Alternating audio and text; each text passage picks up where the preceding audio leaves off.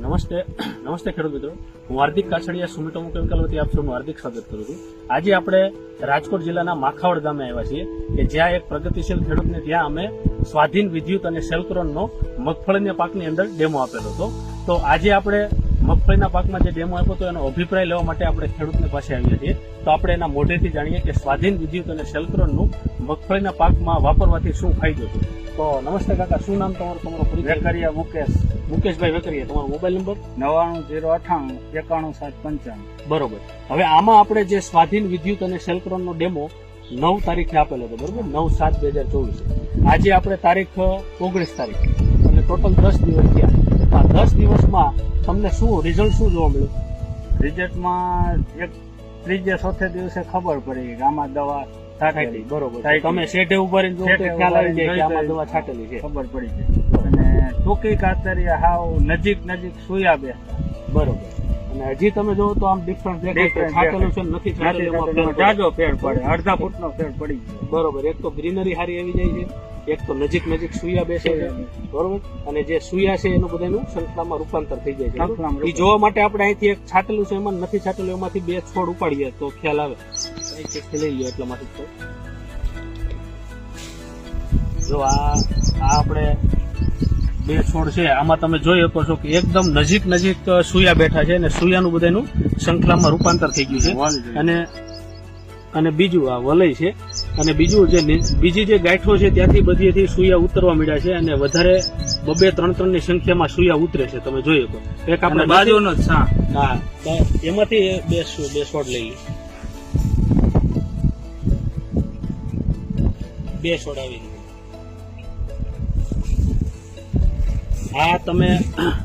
આ તમે ડિફરન્સ જોઈ શકો છો કે આમાં સ્વાધીન વિદ્યુત સેલ્ક્રોન નથી છાટેલું અને આમાં છાટેલું છે. તમને નરી આંખે ડિફરન્સ દેખાય છે. આ પકડો કે આમાં તમે જે સુયા ઉતરા છે એની સંખ્યા જુઓ અને આમાં જે શંખલા બેઠા છે, જે દોડવા થાય છે એની તમે સંખ્યા જુઓ તો તમને ખ્યાલ આવે. અને બીજું છે છોડનો ઘેરાવો.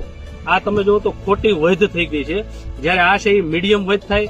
છોડ છે એ પૂરેપૂરો ઘેરાવો લઈ, પ્લસ બીજું આમાં આ છોડની તમે ફૂટ જુઓ કેટલી જબરદસ્ત ફૂટ છે, અને જેટલી ફૂટ વધારે હશે એટલા જ હુયા વધારે ઉતરશે. અને આમાં તમે આપણે દોડવાની સંખ્યા ગણીએ અંદાજિત તો 1 2 3 4 5 6 7 8 9 10 11 12 13 14 15 16 17 દુને 34 જેટલા આમાં 2 છોડવામાં દોડવા છે. અને આમાં જયારે તમને 10 દશકની આસપાસ છોડવા દેખાય છે. તો આટલો ડિફરન્સ અત્યારથી જ આજથી 10 દિવસ થયા છે. 10 દિવસમાં આટલો ડિફરન્સ દેખાય. 9 દિવસની અંદર આટલો ડિફરન્સ દેખાય. બરોબર છે. તો મુકેશભાઈ, તમારું આ બાબતે આ જે દવા વિશે તમારે ખેડૂતોને શું કેવું છે? આ દવા છટાય અને આ રિઝલ્ટ જોયા પછી તમે તમારા બીજા ખેતરમાં દવા લઈને મારી દીધી છે ને, બરોબર.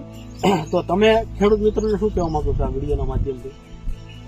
વિદ્યુત દવા ને આવડી સ્વાધીન વિદ્યુત અને સેલ્ક્રોન શું કે સેલ્ક્રોન રહ્યો ઈરુના ઈંડા અને ઈરુનો નાશ કરનાર. બરોબર. ને એ આપણે જોઈએ છીએ કે જ્યાં આપણે સેલ્ક્રોનનો ઉપયોગ કર્યો હતો ત્યાં જે બીજે ઈયળનો એટેક છે એ કમ્પેરેટિવલી ઓછો દેખાય છે.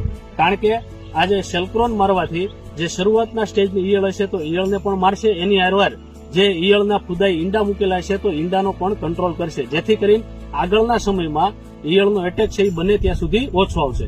એટલા માટે સેલ્ક્રોન અને જે સ્વાધીન છે એ છોડમાં ફૂગનાશક તરીકે કામ કરશે અને પ્લસ એક ખાતરની સપ્લિમેન્ટ, એક છોડના ખોરાક તરીકે પણ કામ કરશે. અને વિદ્યુત છે એનું રિઝલ્ટ આપણને નરી આંખે દેખાય છે કે છોડમાં સુયા અને દોડવાની સંખ્યા વધારે છે, ટૂંકી ઘડીએ ગાંઠો થાય છે અને વધારે સુયા ઉતારે છે. અલ્ટિમેટલી આપણને ઉત્પાદન વધારીને આપે. બરાબર. Thank you.